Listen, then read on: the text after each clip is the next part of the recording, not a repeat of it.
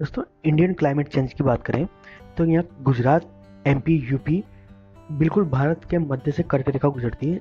अर्थात साउथ में जब नीचे देखें तो उष्ण कटिबंधीय क्षेत्र माना जाता है, और ऊपरी क्षेत्रों में उत्तर प्रदेश, गंगा के तराई मैदानों, खादर बांगर मिट्टियां आने की वजह से यह जलवायु परिवर्तन से खासा परिवर्तन देखा जा सकता है। जलवायु परिवर्तन से भारत के प्राकृतिक संसाधनों के प्रसार तथा उनकी गुणवत्ता में खासा बदलाव देख आ सकता है, और इसके यहाँ से लोगों की आजीविका बुरी तरह प्रभावित हो सकती है। चूंकि भारत की अर्थव्यवस्था का इसके प्राकृतिक संसाधनों तथा जलवायु की दृष्टि से संवेदनशील क्षेत्रों जैसे कृषि, जल, वानिकी से गहरा संबंध है, इसलिए भारत को जलवायु परिवर्तन से होने वाला संभावित परिवर्तनों के कारण एक बड़े खतरे का सामना करना पड़ सकता है।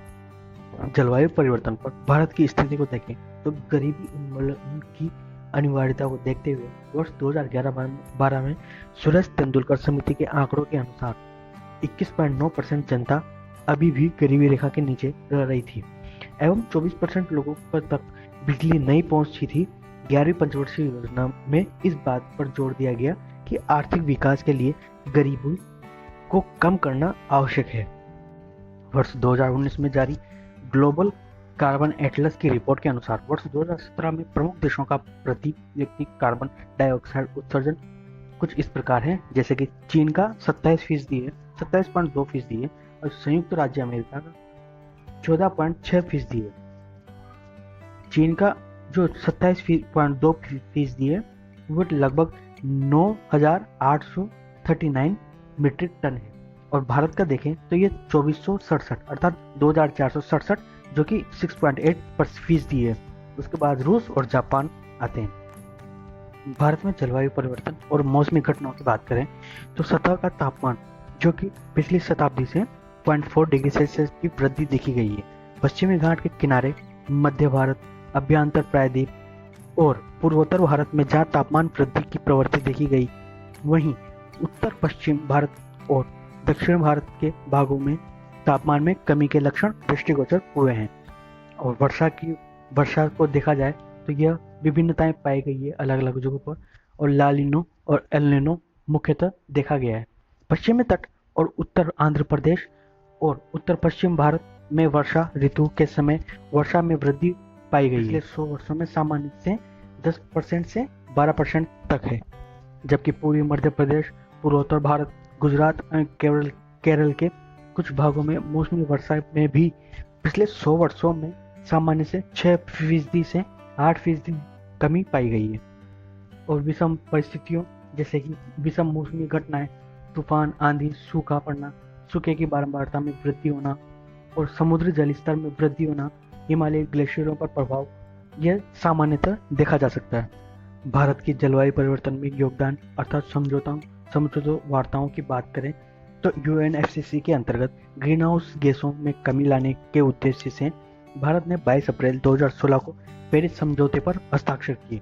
भारत समझौता वार्ता पर साझा कार्यक्रम में विकास हेतु चीन एवं G77 के साथ सक्रिय रूप से कार्यरत है। यूएनएफसीसी के को वित्त, प्रौद्योगिकी, वानिकी और अन्य क्षेत्रों पर कोई प्रस्तुतिकरण देख चुका है, जैसे प्रौद्योगिकीकरण हस्तांतरण अर्थात साझाकरण, विकास हेतु एक तंत्र की सलाह, जलवायु परिवर्तन हेतु वित्तीय उपलब्धता हेतु सलाह, और रेड प्लस हेतु व्यापक दृष्टिकोण के लिए एक प्रस्तावना का प्रस्तुतिकरण।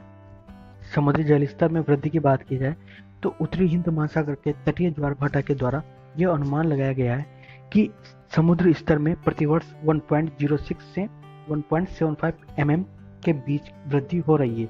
यह दरें आईपीसीसी की वैश्विक समुद्री स्तर की 1 से 2 mm प्रति वर्ष वृद्धि का अनुमान है।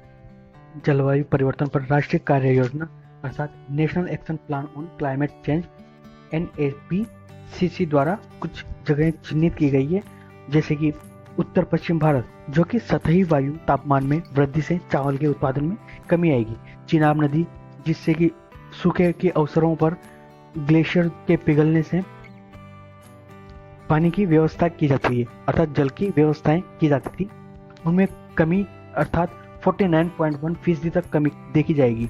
और राजस्थान जो कि सूखे और वैश्विक तापमान में वृद्धि कर रहा है एवं अल नीनो घटनाओं के साथ जुड़ा है। कच्छ का रण, मुंबई, केरल के तट, मध्य प्रदेश, बिहार, सुंदरबन, गंगा ब्रह्मपुत्र डेल्टा इत्यादि प्रभावित होंगे।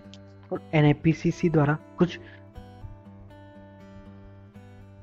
बहुमुखी और दीर्घकालीन एकीकृत रणनीतियां तय की गई है, जिनमें से राष्ट्रीय सौर मिशन, राष्ट्रीय संवर्धित ऊर्जा दक्षता मिशन, राष्ट्रीय सतत पर्यावरण मिशन, राष्ट्रीय जल मिशन, हिमालयी परितंत्र को टिकाऊ बनाने हेतु राष्ट्रीय मिशन, राष्ट्रीय हरित भारत मिशन, राष्ट्रीय सतत कृषि मिशन, राष्ट्रीय जलवायु परिवर्तन रणनीतिक ज्ञान मिशन, जिनमें राष्ट्रीय सोलर मिशन का उद्देश्य और मंत्रालय देखते हैं। उद्देश्य इसका 2022 तक 20 गीगावाट और सौर ऊर्जा का सृजन करना है, जिसे अब 100 गीगावाट कर दिया गया है और नवीन और नवीकरणीय ऊर्जा मंत्रालय द्वारा संचालित है। राष्ट्रीय संवर्धित ऊर्जा दक्षता मिशन, इसका उद्देश्य ऊर्जा दक्षता की वृद्धि करना एवं देश की ऊर्जा मांग की पूर्ति करना है और विद्युत मंत्रालय द्वारा संचालित किया गया है।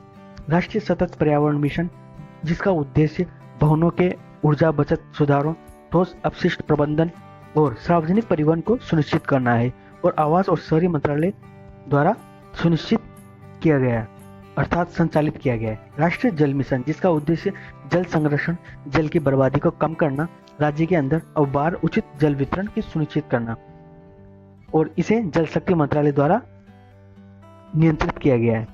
और हिमालय परितंत्र को टिकाऊ बनाने हेतु राष्ट्रीय मिशन, जिसका उद्देश्य हिमालय के हिमनदों और पर्वतीय परितंत्र को बनाए रखने और उनकी सुरक्षा हेतु प्रबंधन के उपाय शामिल है और यह विज्ञान और प्रौद्योगिकी मंत्रालय द्वारा संचालित है। राष्ट्रीय हरित भारत मिशन, जिसका उद्देश्य अगले 10 वर्षों में वन वृक्ष क्षेत्रों में 5 मिलियन हेक्टेयर वृद्धि करना है, जो कि पर्यावरण, वन और जलवायु परिवर्तन मंत्रालय द्वारा संचालित है। राष्ट्रीय सतत कृषि मिशन, जिसका उद्देश्य सूखा प्रबंधन, जोखिम प्रबंधन व कृषि अनुसंधान है, जिसमें से कृषि एवं किसान कल्याण मंत्रालय द्वारा संचालित है।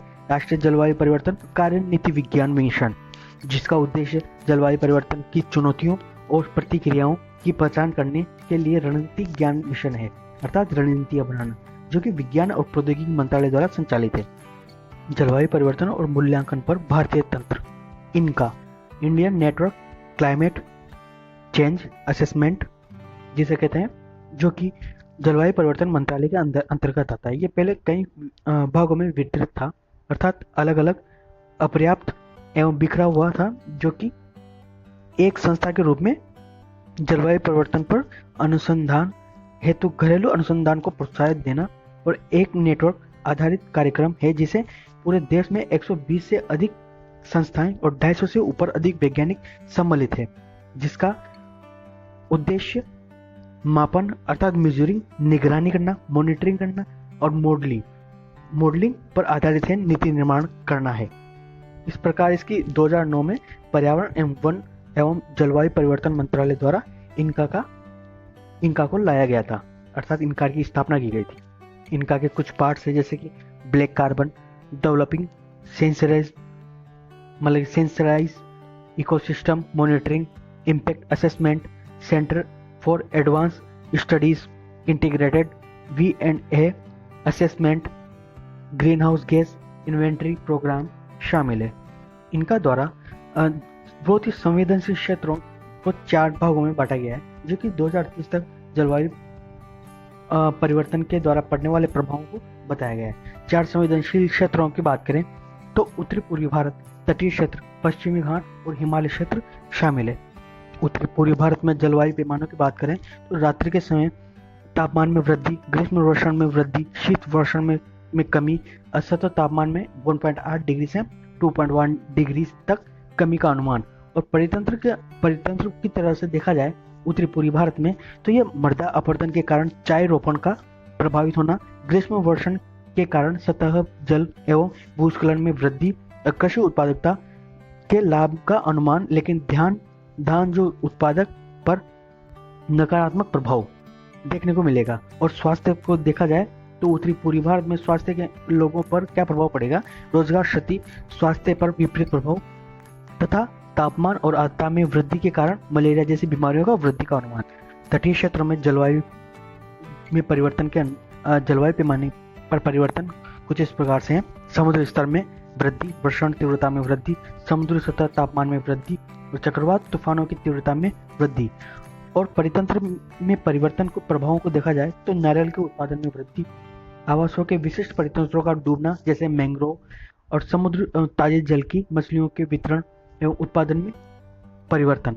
और स्वास्थ्य तटीय क्षेत्रों में स्वास्थ्य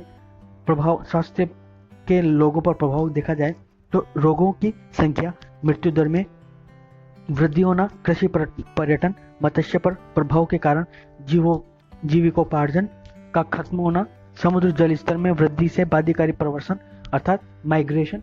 और पश्चिमी घाट में देखा जाए तो जलवायु पैमानों के अनुसार ये 1970 की तुलना में 2030 में तापमान में 1.7 डिग्री से 1.8 डिग्री की वृद्धि देखी जाएगी।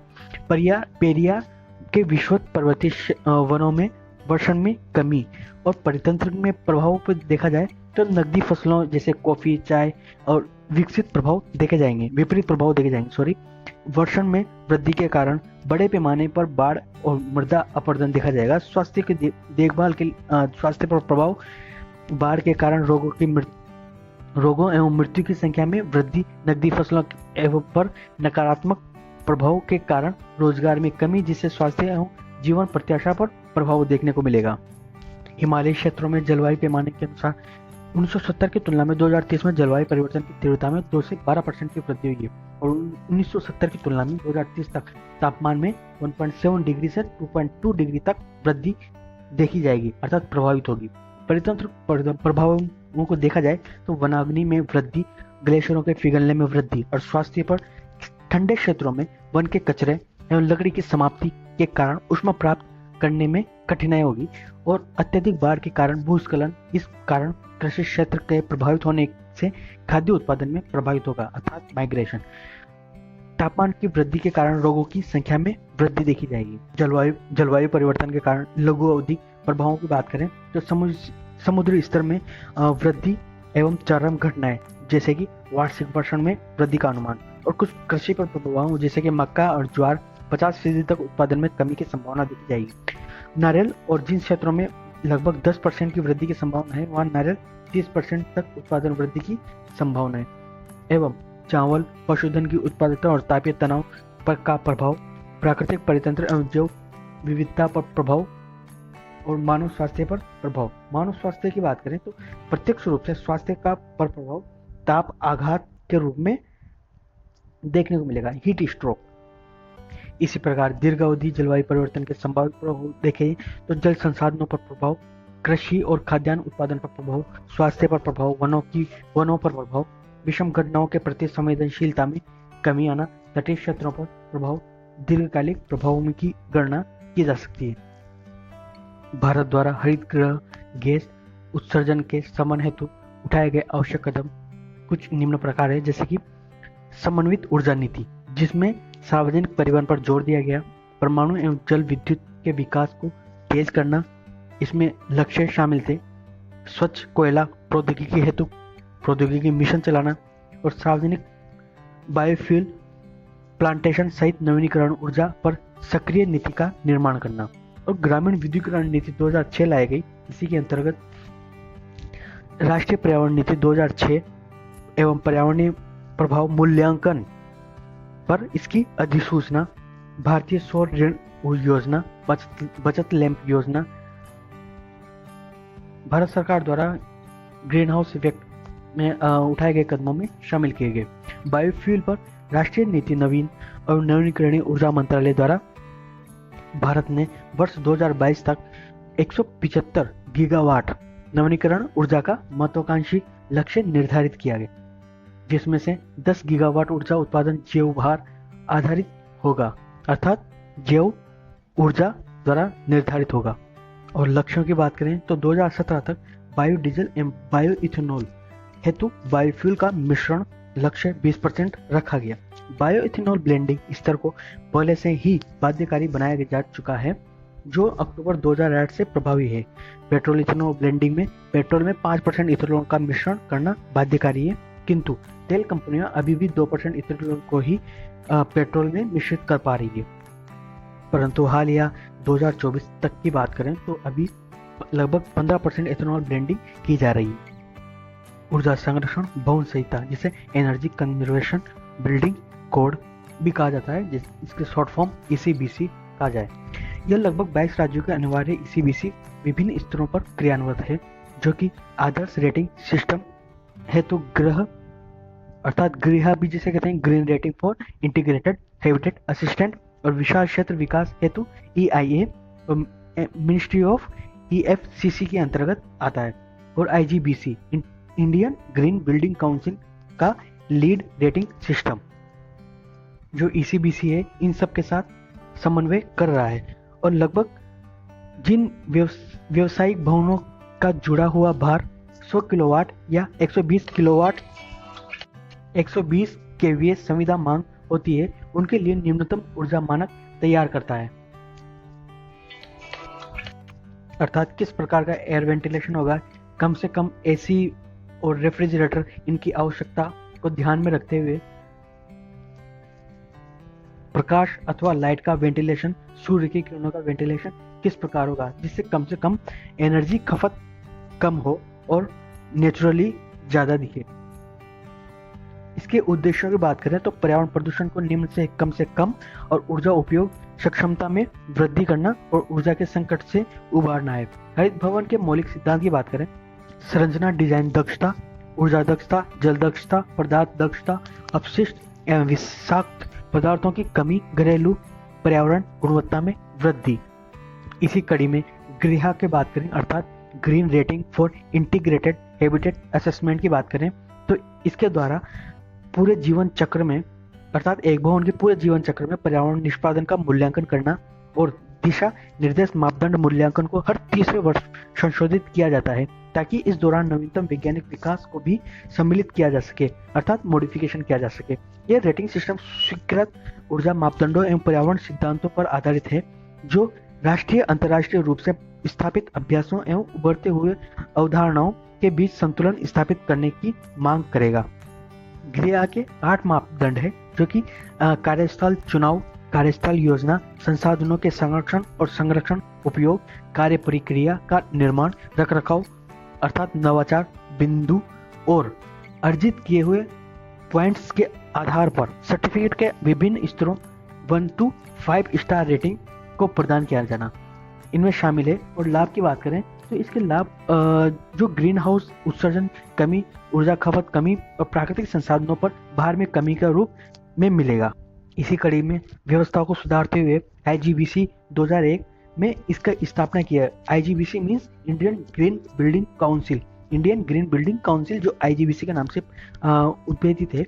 अर्थव्यवस्था में भवन क्षेत्र में तेजी से उभरने के कारण इस क्षेत्र में हरित अवधारणा एवं प्रौद्योगिकी के विकास की अवधारणा महसूस की गई, ताकि इस क्षेत्र में उभरने के क्रम में संपोषणीय तरीके में वृद्धि की जा सके। इसके विजन की बात की जाए, IGBC के विजन की बात की जाए तो 2025 तक संपोषणीय निर्मित पर्यावरण में विश्व नेतृत्वकर्ता में से एक बनना। और कार्यों की बात की जाए तो यह काउंसिल विभिन्न सेवाएं जिनमें नए green building rating programme, certificate सेवाएं एवं ग्रीन बिल्डिंग ट्रेनिंग प्रोग्राम शामिल है। और सर्टिफिकेशन जो कि सर्टिफाइड सबसे बेहतर हेतु दिया जाता है, और सिल्वर उत्कृष्ट प्रदर्शन हेतु दिया जाता है, गोल्ड जो कि राष्ट्रीय उत्कृष्टता की पहचान हेतु दिया जाता है, और प्लेटिनम वैश्विक नेतृत्व की पहचान हेतु दिया जाता है। जिसके लाभों की बात करें IGBC के तो इसके द्वारा जल उपभोग में 26 से 30% तक की कमी एवं ऊर्जा उपयोग में 30 से 50% तक कमी आई। और इसी कड़ी में अंतर्राष्ट्रीय हरित भवन रेटिंग जो कि leadership in energy and environment design lead के नाम से जाना जाता है, जो कि संयुक्त राज्य अमेरिका के ग्रीन बिल्डिंग काउंसिल द्वारा निर्मित है। और यह सत्यापित करता है कि यह भवन को डिजाइन एवं निर्मित करते समय प्रतिपादन को बेहतर करने वाली रणनीतियों का उपयोग हुआ है या नहीं। यह CO2 उत्सर्जन में कमी, घरेलू पर्यावरण गुणवत्ता, संसाधनों का प्रबंधन एवं उनके प्रभाव सम्मिलित है। और ये 4 प्रकार की रेटिंग दिया करता है, सर्टिफाइड, सिल्वर, गोल्ड और प्लेटिनम। जलवायु अनुरूप कृषि पर राष्ट्रीय पहल अर्थात national innovation in climate resilience agriculture, निकरा के नाम से जाना जाता है। ये ICAR का एक नेटवर्क प्रोजेक्ट है जो 11वीं योजना तथा पंचवर्षीय योजना के अंतर्गत फरवरी 2011 में आया था। इस प्रोजेक्ट का उद्देश्य रणनीतिक अनुसंधान, प्रौद्योगिकी और प्रदर्शन द्वारा जलवायु परिवर्तन एवं जलवायु सुभेद्यता के प्रति भारतीय कृषि एग्रीकल्चर की सहज सीमा को बढ़ाना है। इसकी पृष्ठभूमि के बारे में चर्चा करें तो भारत की बढ़ती जनसंख्या हेतु खाद्य एवं पोषण सुनिश्चित करने के क्रम में जलवायु परिवर्तन एक चिंता का विषय बन गया है। जलवायु परिवर्तन का प्रभाव वैश्विक है, परंतु भारत जैसा देश जिसकी जनसंख्या में बड़ा हिस्सा कृषि पर निर्भर है, इस प्रभाव के प्रति ज्यादा सुभेद्य है। भारत में 2010 से 2039 के बीच जलवायु परिवर्तन के नकारात्मक प्रभाव पड़ने के कारण 4.5% से 9% के बीच उत्पादन के गिरने की संभावना है। हालांकि यह तापमान के परिमाण और विस्तृत वितरण पर निर्भर करेगा। इसके उद्देश्यों की बात की जाए तो कृषकों को उनके खेत पर ही वर्तमान जलवायु खतरे के अनुकूल हेतु प्रौद्योगिकी पैकेज का प्रदर्शन दिखाना है। भारतीय कृषि में फसल, पशु, मत्स्य शामिल है, जो जलवायु परिवर्तनशीलता के प्रति अभेद्य मान बनाना।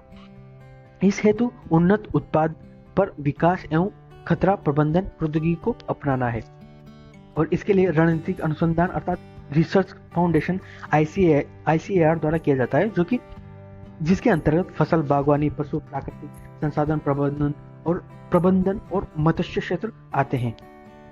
इसके शोध के बिंदुओं पर चर्चा करें तो प्रमुख उत्पादन क्षेत्रों की सुभेद्यता अर्थात मूल्यांकन, आकस्मिक योजनाएं अर्थात इमरजेंसी में योजना, कृषि परामर्श देना और फसलों, बागवानी, ताप, पाला पड़ना, बाढ़ आना और सूखा पड़ना इत्यादि पर सुझाव, मुख्य उत्पादन तंत्रों पर, खुले क्षेत्र हालातों पर हरितगृह प्रभाव पर सतत निगरानी करना, जल एवं पोषण तत्वों की क्षमता और कृषि संरक्षण के बढ़ावा देना, कीट गतिशीलता, पोषण और पर्यावरण जोड़तोड़ और अंडे देने के व्यवहार के कुशल समझ, अंतर्देशीय और समुद्री मत्स्य तापमान के लाभकारी प्रभावों का दोहन करना।